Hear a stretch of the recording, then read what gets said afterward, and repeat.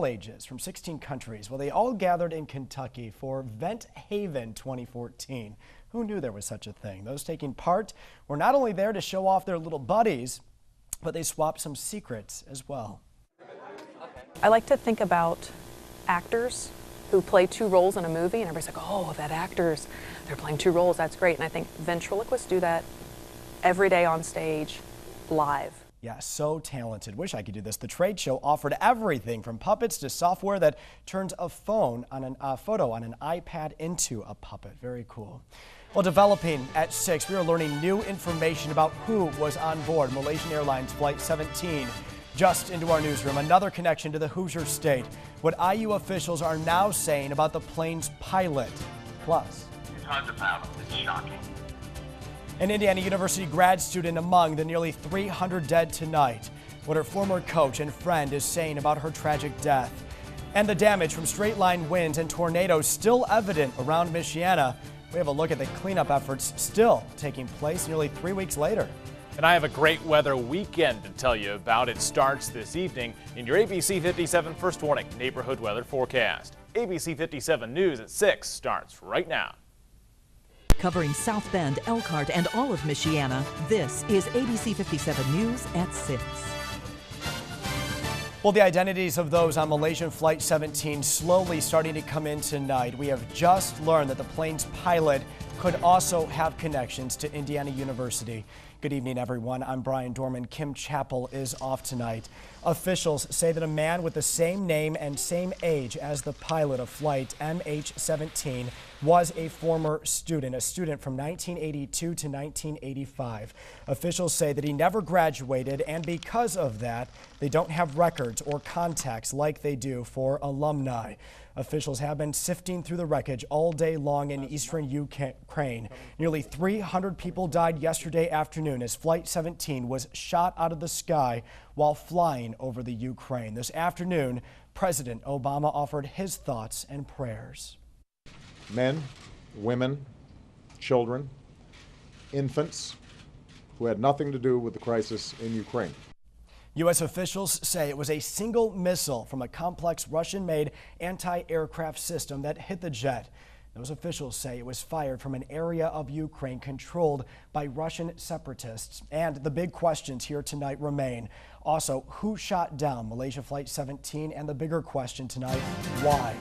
Tonight, ABC 57 is learning the deadly Malaysian Flight 17 crash is hitting close to home here in Indiana. One of the passengers was a doctoral student at Indiana University, identified as Caroline Keitzer.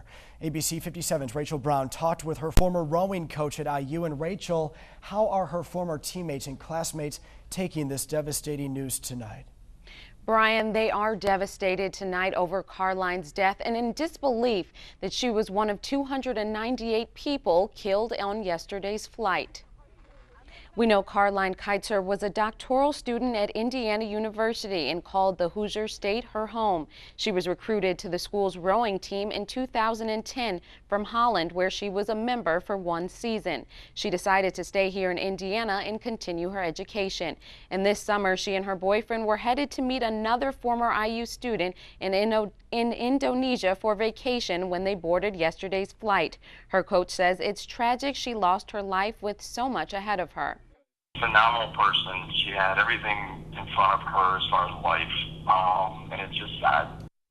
And her coach tells me that Carline's parents shared on Facebook that they did receive official confirmation from the Malaysian airline that Caroline was in fact a passenger on that flight. Reporting live in the newsroom, Rachel Brown, ABC 57 News. And that victim's friend is also speaking out tonight after losing her friend while she went on vacation with her boyfriend. Here's what she had to say to Good Morning America this morning.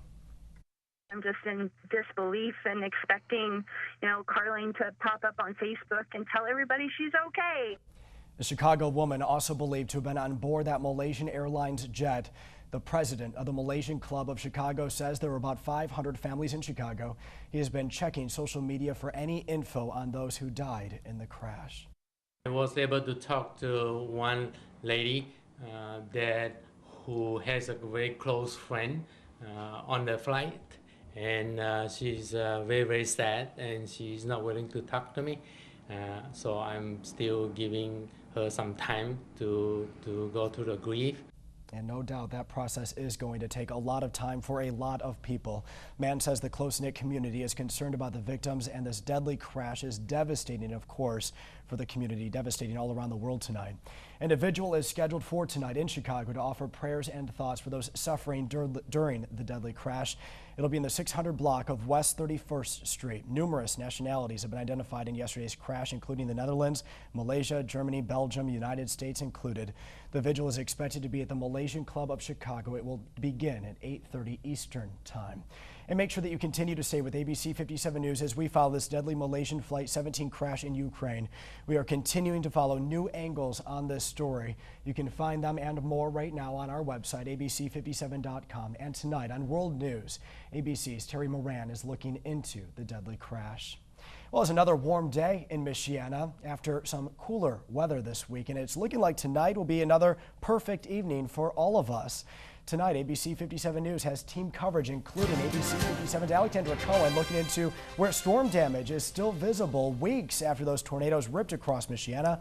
But first, we start with ABC 57 Chief Meteorologist Tom Coombs on this nice evening ahead there, Chief. Yeah, near perfection once again with temperatures in the upper 70s, mid 70s at a couple spots, but the sun is back out with a few clouds here and there. But overall, it is a great evening to get outside. We have got the fair going on in Elkhart and Goshen, the Elkhart County Fair, and of course, baseball tonight. Four Winds Field, it's a fireworks night. 7:35 first pitch, Burlington Bees and the Silverhawks. 70s, 60s through the rest of the game. We stay in the 60s well after midnight, so whatever your plans are, however late you're out, should be comfortable temperature as we go through the end of the night, and the weekend looks great as well. Let me show you Saturday and Sunday coming up in your ABC 57 First Warning Neighborhood Weather Forecast. Brian?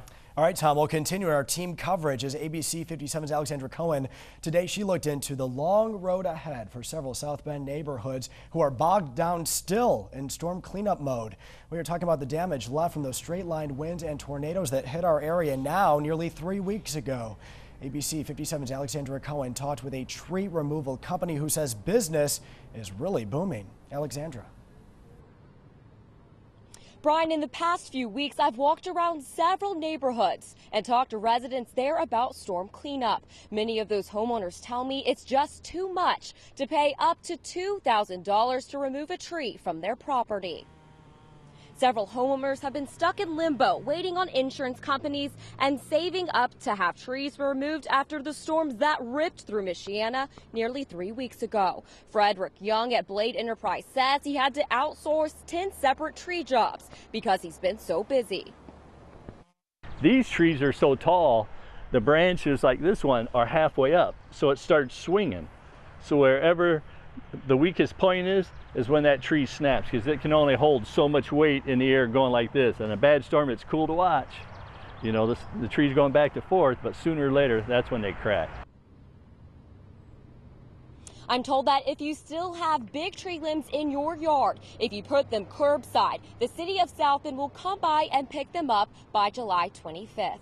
Reporting live in South Bend, Alexandra Cohen, ABC 57 News. And new information is just coming into the ABC 57 newsroom about a Dowagiac stabbing early this morning.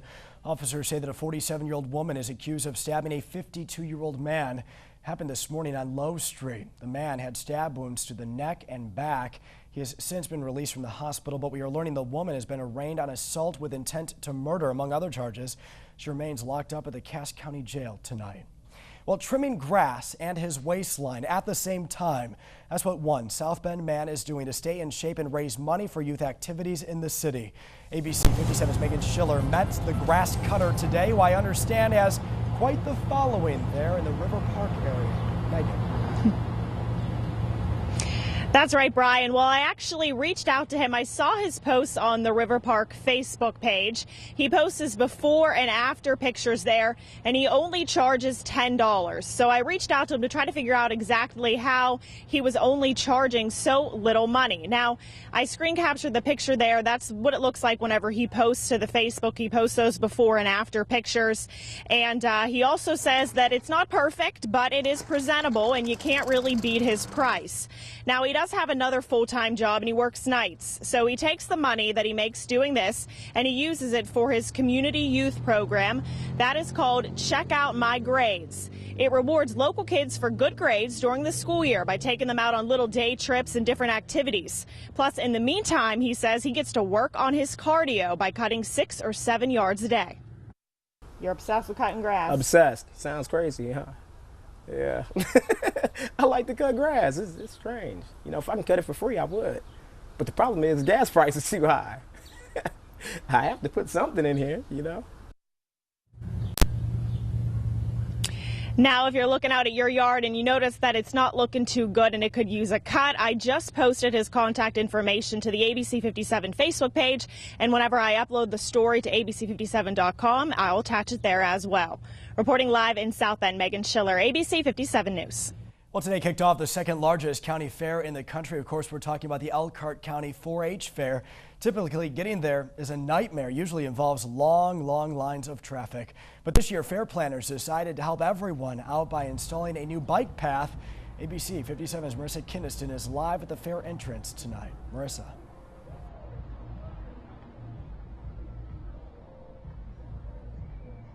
Well, Brian, the new bike path runs along Monroe Street here in Goshen. It starts at the high school and finishes right here at the entrance of the Elkhart County Fairgrounds.